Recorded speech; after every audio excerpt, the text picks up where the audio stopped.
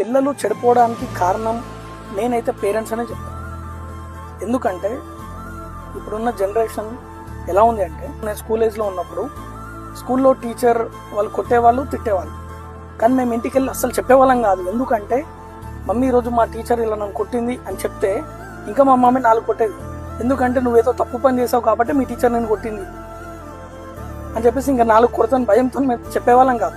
కానీ ఇప్పుడు ఉన్న జనరేషన్ ఎలా ఉంది అంటే, స్టూడెంట్ తప్పు చేస్తే టీచర్ తిట్టడానికి కూడా చాలా భయపడుతున్నారు. బికాస్ పేరెంట్స్ వచ్చేసి టీచర్స్ని కొట్టడం, తిట్టడం ఇలాంటి జనరేషన్లో బతుకుతుంది.